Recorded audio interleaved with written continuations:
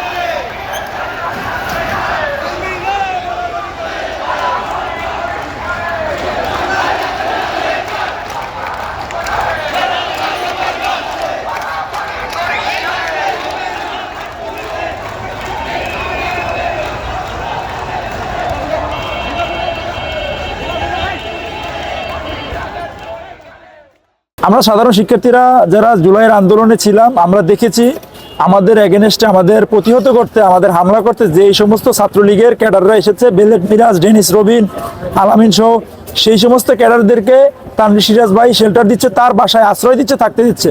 পুলিশের কাছে জিজ্ঞাসা করলে পুলিশ বলে আসামিরা তো সব তানভীর সিরাজের বাসায় ঘুমায়, আমরা কি করে অ্যারেস্ট করব।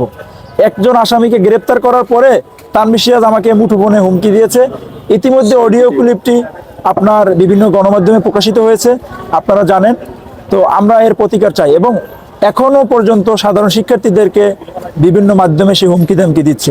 তো আমরা এই আন্দোলন করেছি একটি ফ্যাসিজম মুক্ত করার জন্য। এখন যদি সাধারণ শিক্ষার্থীদের আমরা নিরাপত্তাই না দিতে পারি, তাহলে এই আন্দোলন আমাদের ম্লান হয়ে যাবে। আছেন যে আজকে আমরা বিএনপির বাসন থানা সভাপতি জনাব তানভীর সিরাজের এগেনস্টে তিনি বিভিন্নভাবে আমরা দেখতে পাচ্ছিলাম যে তিনি আওয়ামী ফ্যাসিবাদের দোসরদেরকে নিয়ে তার রাজনৈতিক তৎপরতা চালিয়ে যাচ্ছেন। তিনি আওয়ামী লীগের, ছাত্রলীগের শীর্ষ সন্ত্রাসী যারা এই বিগত 17 বছরে ক্যাম্পাসগুলোতে বা ক্যাম্পাসের বাইরে চাঁদাবাজি, ছিনতাই, খুন, গুম, ধর্ষণের মতো নেককারজনক কাজের সঙ্গে জড়িত ছিল। তারা সাধারণ মানুষের জনজীবনের হয়রানির সৃষ্টি করেছে।